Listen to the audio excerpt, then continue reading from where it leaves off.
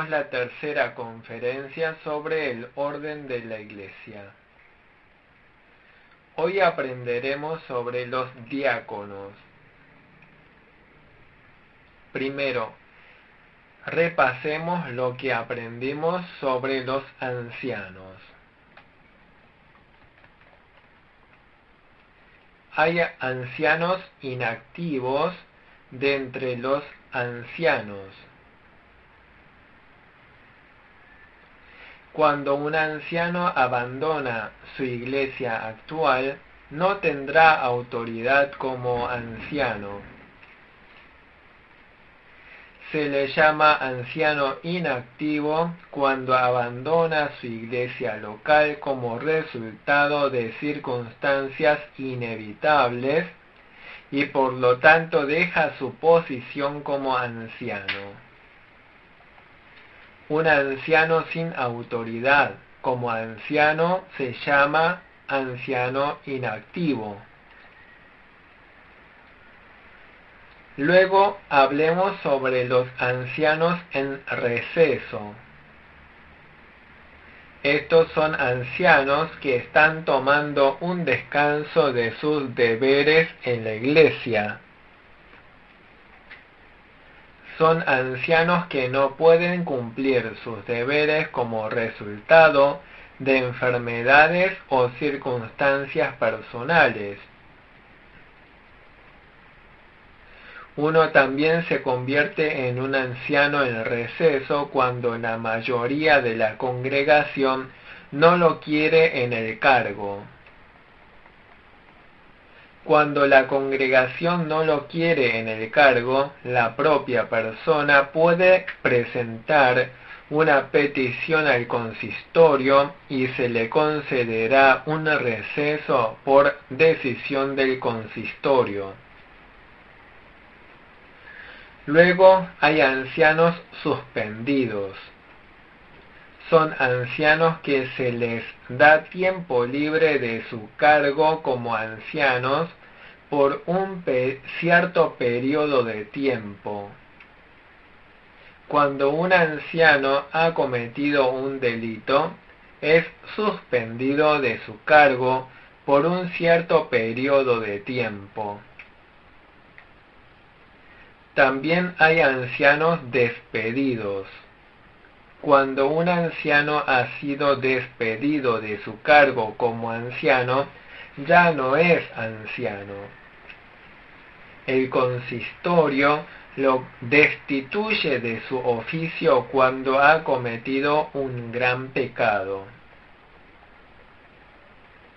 ¿Qué debe hacer un anciano en receso para ser reintegrado? Un anciano en receso puede ser un anciano activo por decisión del consistorio. Entonces, ¿cómo se puede restaurar el oficio de un anciano suspendido? Cuando un anciano suspendido se arrepiente de su mal proceder, el consistorio puede remover la censura. ¿Cómo se puede reinstaurar a un anciano depuesto? Cuando un anciano depuesto se arrepiente y el consistorio remueve la censura, entonces puede participar de la Santa Cena. Sin embargo, debido a que un anciano depuesto ya no es un anciano, no puede ser reintegrado como anciano. Debe recibir 2/3 de los votos en la iglesia y ganar la confianza. Si recibe más de 2/3 de los votos, puede convertirse en anciano después de haber sido nuevamente ordenado. Vamos a estudiar sobre la jurisdicción de los ancianos.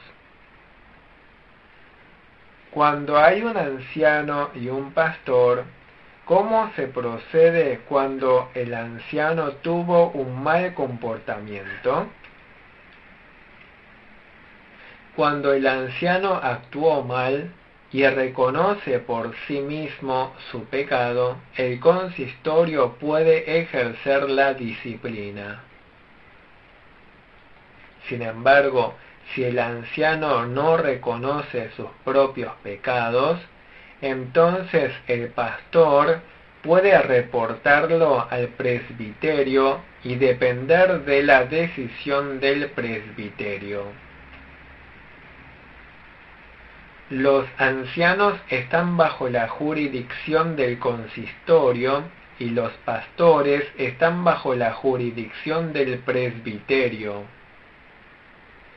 Los ancianos son representantes de la congregación y los pastores son representantes de la iglesia. En Corea del Sur, los pastores predican y gobiernan. En Corea, los ancianos solo gobiernan. Si un anciano desea ser pastor, debe graduarse del seminario teológico, aprobar el examen como licenciado y ser ordenado pastor.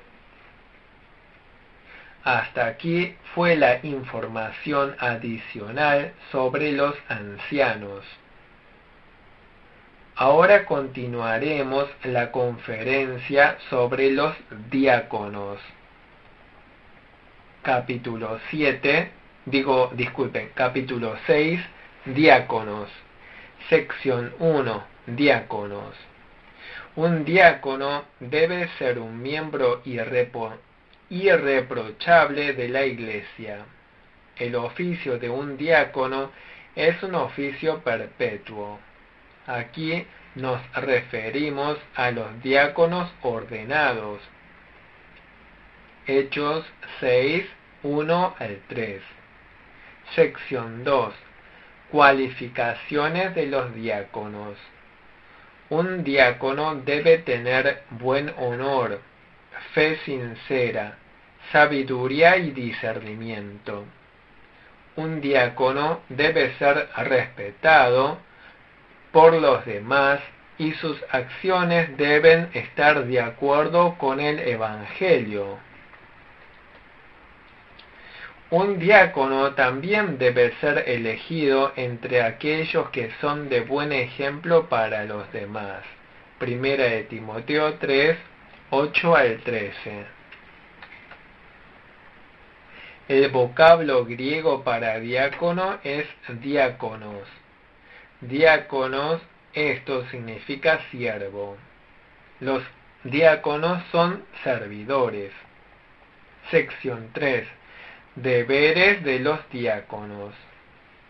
Los diáconos colaboran con los pastores y ancianos para cuidar de los desposeídos y pobres. Los diáconos deben consolar a los atribulados, a los prisioneros, a las viudas, a los huérfanos y a todos los necesitados. Los diáconos deben actuar bajo la supervisión del consistorio y se encarga del almacenamiento y los gastos de la recolección de la iglesia para la beneficencia y finanzas generales. Hechos 6, 1 al 3. Capítulo 7. Ordenanzas del culto de la iglesia. La iglesia debe observar las ordenanzas para el culto que fueron establecidas por Cristo, la cabeza de la iglesia. ¿Cuáles son los elementos del culto? 1. Oración. Hay oración representativa. El encargado de la oración representativa debe estar bien preparado. Debe orar con todo su corazón a nivel personal, como también ante la iglesia. 2. Cantando alabanzas. Los creyentes cantan alabanzas a Dios cuando le rinden culto. Debemos cantar alabanzas a Dios con sinceridad de corazón. Aunque el pastor no sea un experto en la música, debe tener algún conocimiento musical. Las alabanzas deben corresponder con el texto bíblico principal. Los instrumentos que se toquen deben ser solemnes y tradicionales. Por ejemplo, hoy en día existe el piano y el órgano.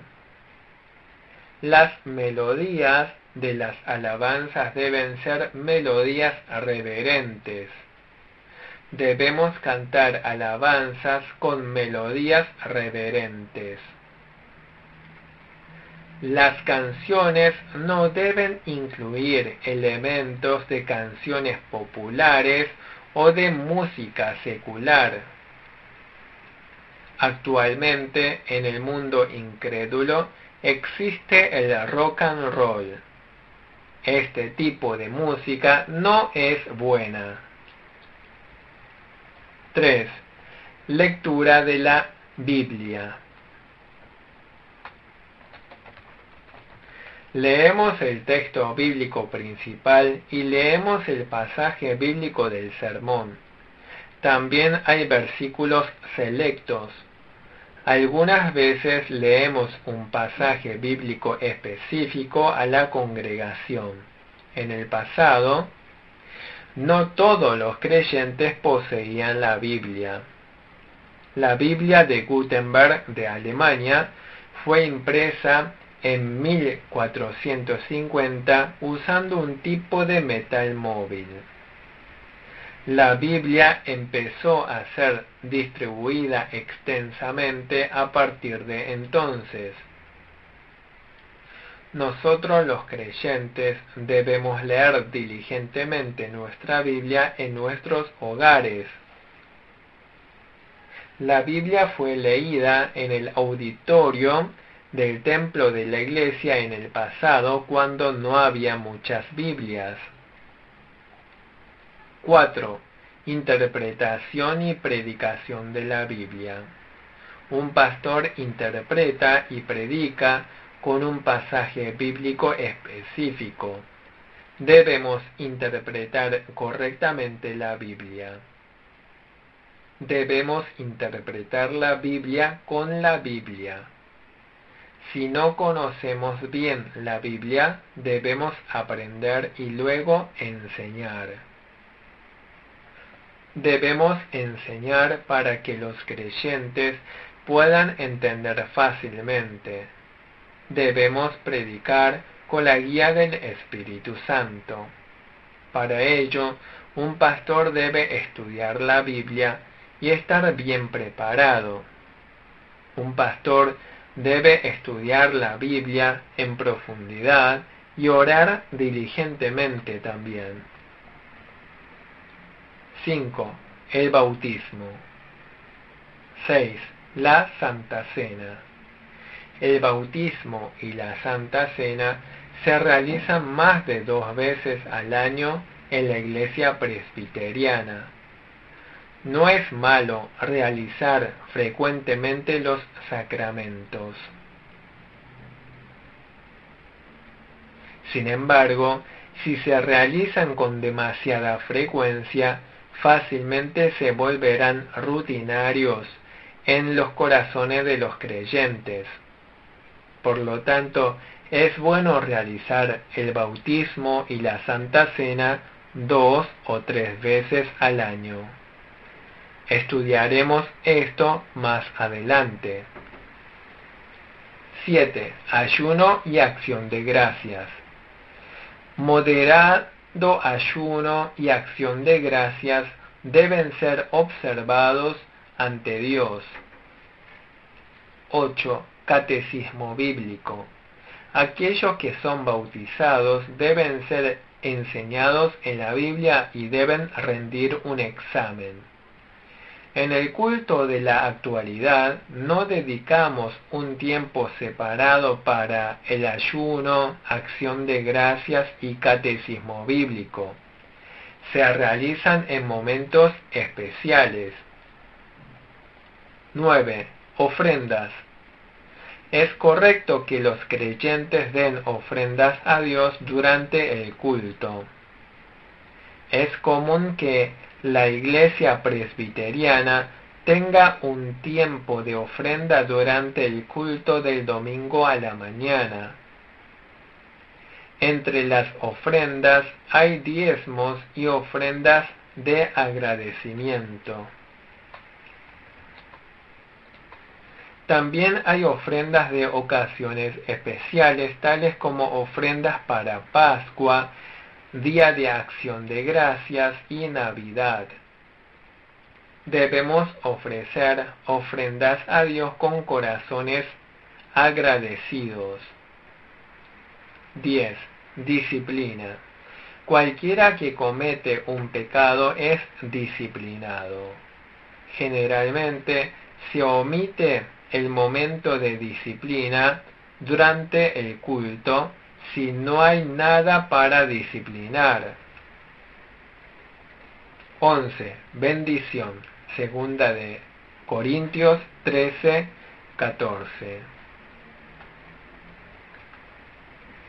En la iglesia coreana, solo los pastores tienen derecho a dar la bendición. Los pastores son comunicadores de la bendición de Dios.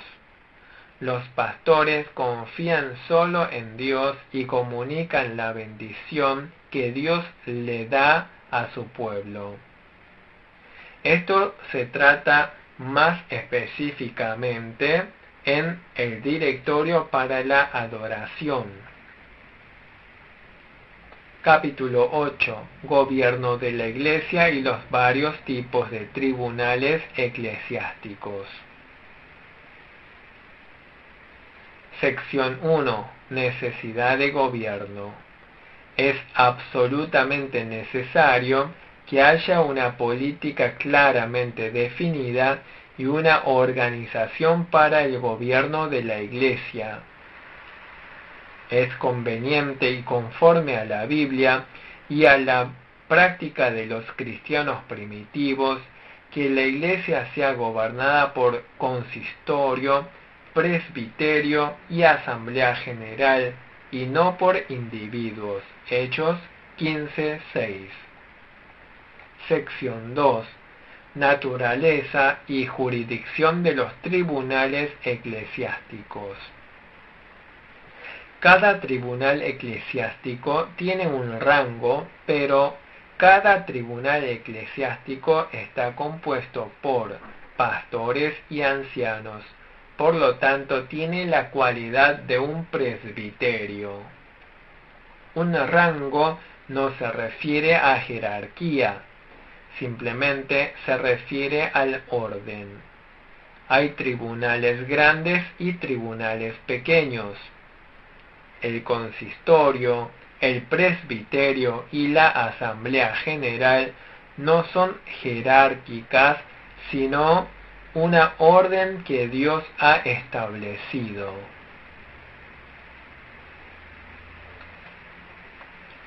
La diferencia es que son tribunales grandes y tribunales pequeños. Cada tribunal eclesiástico tiene la característica de un presbiterio. Cada tribunal está compuesto u organizado con las mismas calificaciones,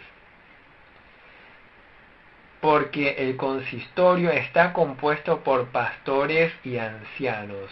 El presbiterio también está compuesto por pastores y ancianos, y la asamblea general también está compuesta por pastores y ancianos. Cada tribunal tiene los mismos derechos porque están organizados con las mismas calificaciones. esto es, igualdad de derechos de los tribunales. Cada tribunal tiene iguales derechos porque están compuestos de pastores y ancianos. Llevan a cabo sus tareas en los tribunales eclesiásticos y no pierden derechos ni ganan más derechos. Luego, ¿qué significa que tiene la cualidad de un presbiterio? El presbiterio es el tribunal principal en el gobierno presbiteriano. Cada iglesia se llama una iglesia local de un presbiterio. Cualidad de un presbiterio significa que cada tribunal de la iglesia presbiteriana es igual porque está compuesto por pastores y ancianos. Cada tribunal eclesiástico tiene el mismo derecho de supervisión conjunta. Cada tribunal eclesiástico se supervisa mutuamente con igualdad de derechos. Cada tribunal eclesiástico se ocupa de cuestiones espirituales. Cada uno tiene el derecho de mantener la santidad y el derecho a mantener el orden. Esto es lo que significa tener la cualidad o la naturaleza de un presbiterio. Primero, cuando hay una disputa sobre la doctrina de la Iglesia y sobre el gobierno, cada tribunal eclesiástico debe juzgar de acuerdo a las enseñanzas de la Biblia. Deben juzgar según las enseñanzas de la Biblia. Deben juzgar estableciendo los límites del área a tratar, siguiendo los procedimientos constitucionales legítimos. El consistorio tiene su derecho y alcance para juzgar. El presbiterio también tiene su derecho y alcance para juzgar. La Asamblea General también tiene su derecho y alcance para juzgar. Cada tribunal establece los límites de su derecho y alcance para el juicio. Hay cosas que el consistorio debe hacer, cosas que el presbiterio debe hacer y cosas que la Asamblea General debe hacer. Cada tribunal eclesiástico rige dentro del ámbito que le corresponde juzgar. Cada tribunal también debe ser dirigido por los tribunales superiores. O sea, el consistorio es dirigido por el presbiterio y el presbiterio es dirigido por la Asamblea General. En segundo lugar, toda decisión tomada por los tribunales se convierte en la decisión de todas las iglesias. Cuando un presbiterio toma una decisión determinada, significa que todos los demás presbíteros han tomado la misma decisión.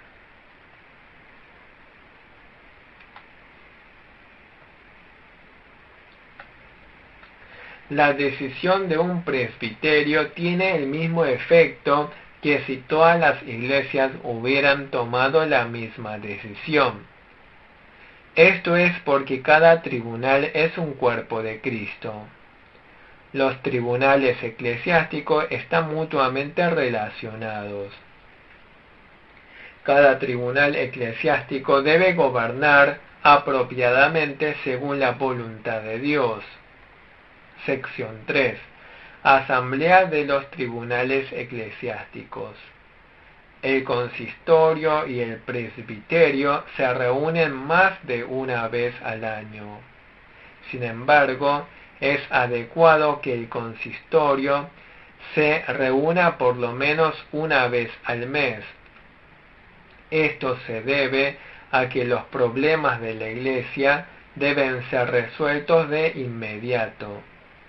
El consistorio debe tomar decisiones concernientes a todos los asuntos de la Iglesia. La Asamblea General se celebra una vez al año. También se pueden celebrar reuniones especiales de presbiterio y asambleas generales especiales.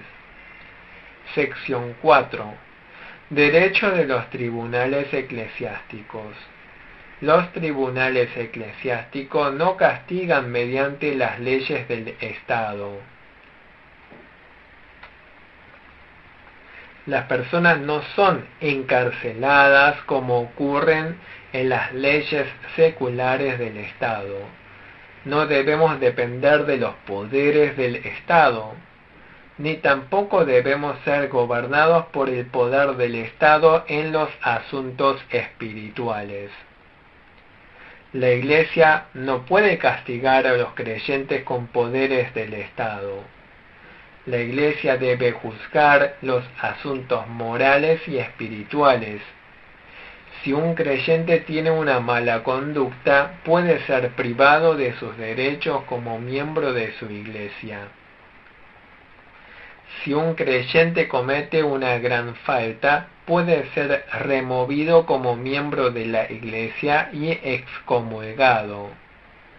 No importa cuán grande sea la falta cometida por un creyente, el consistorio no puede castigarlo físicamente. Entonces, ¿qué debe hacer la Iglesia cuando un creyente ha cometido un gran pecado? El mayor castigo que un creyente puede recibir en la Iglesia es la excomunión. Capítulo 9. Consistorio de la Iglesia. Sección 1. Organización del consistorio. El consistorio está compuesto por los pastores y los ancianos gobernantes de una iglesia local. Debe haber al menos 25 miembros bautizados de la Iglesia para elegir un anciano. Para la elección de ancianos, un anciano debe ser elegido por cada 25 miembros bautizados de la Iglesia. Si hay 100 miembros bautizados, ¿cuántos ancianos pueden elegir? Pueden elegir a 4 ancianos. Sin embargo, no se eligen a todos los 4. La Iglesia no puede elegir a cualquier persona como anciano. Los ancianos deben ser hombres de fe y tener considerable conocimiento y liderazgo. Sección 2. Un quórum del consistorio. Si hay 2 ancianos en el consistorio, la presencia de un anciano y un pastor constituye el quórum. Si hay más de 3 ancianos, más de la mitad del número total de ancianos y un pastor constituyen el quórum.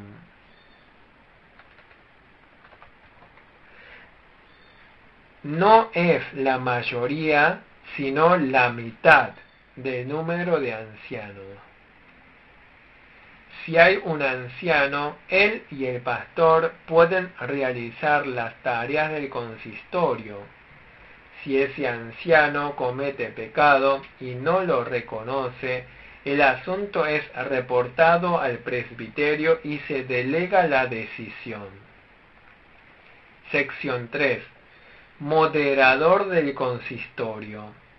El pastor de la iglesia local es siempre el moderador del consistorio, pero en casos especiales, por decisión del consistorio, el pastor de la iglesia puede invitar a un pastor perteneciente al presbiterio para que sea moderador sustituto para presidir la sesión.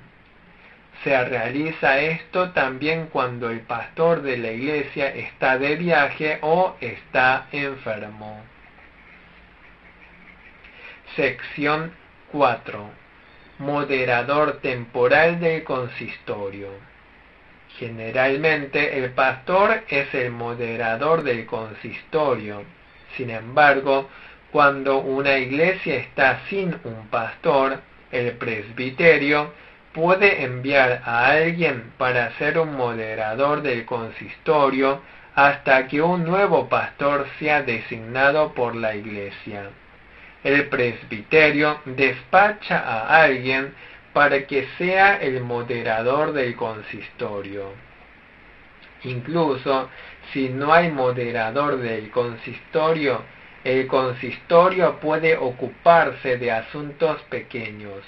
Por ejemplo, el moderador del consistorio debe estar presente para el juicio con respecto a un pecado.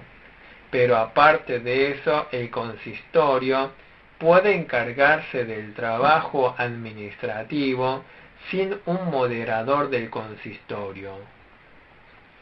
Sección 5. Deberes del consistorio. ¿Qué hace el consistorio?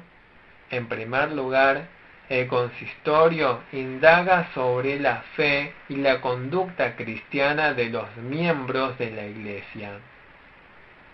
El consistorio cuida la fe y las acciones de los creyentes. El consistorio debe vigilar bien el conocimiento, la fe y la conducta de los miembros y ayudarles. En segundo lugar, el consistorio supervisa la incorporación y despedida de los miembros de la iglesia. Mediante el catecismo de la fe, el consistorio establece a los que van a estudiar y ser admitidos en la iglesia. En Corea, los creyentes primero estudian antes de ser bautizados. Se bautizan 6 meses después de completar sus estudios. Se alientan a los padres a bautizar a sus bebés. El bautismo infantil es la práctica de bautizar a los bebés antes de que lleguen a la edad de 2 años.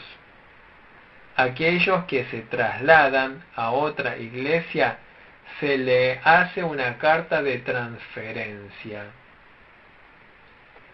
Tercero, administración del culto y los sacramentos.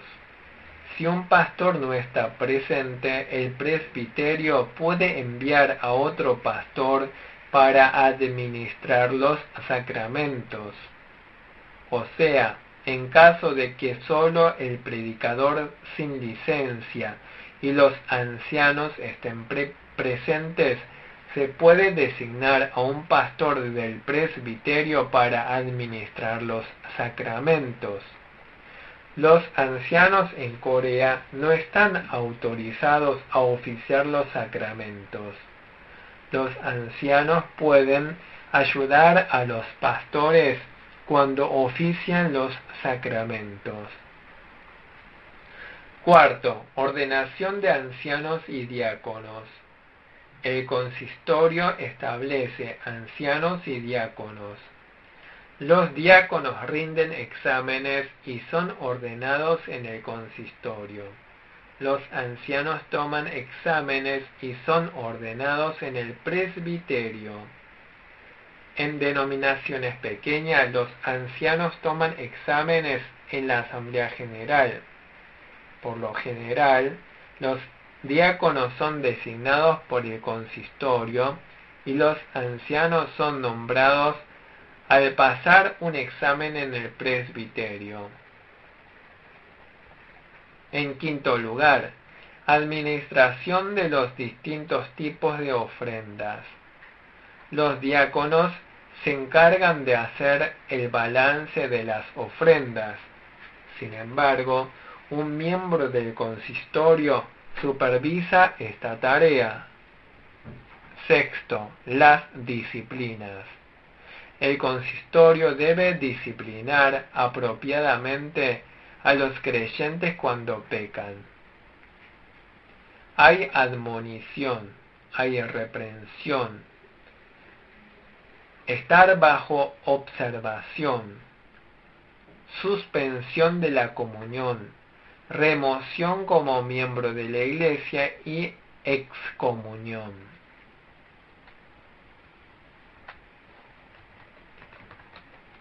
Admonición es animar y persuadir. Reprender es regañar severamente. Estar bajo observación se refiere a la restricción de acciones durante un cierto periodo de tiempo. Se prohíbe la realización de obras específicas en la Iglesia por un periodo de tiempo determinado.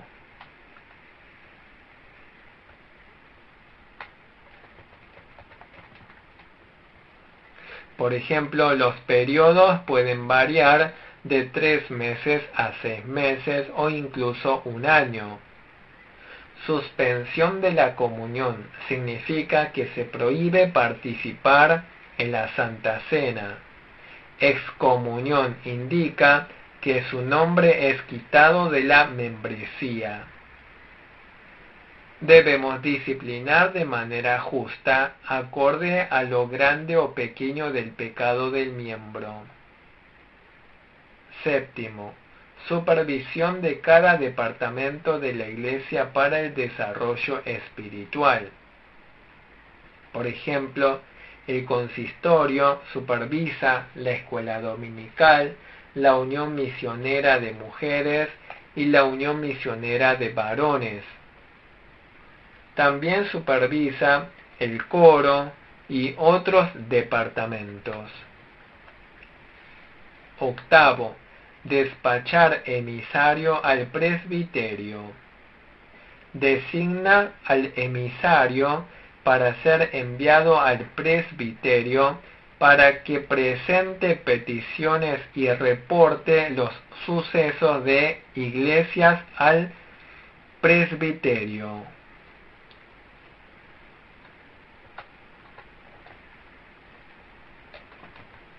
Con esto concluiremos la tercera conferencia sobre el orden de la Iglesia.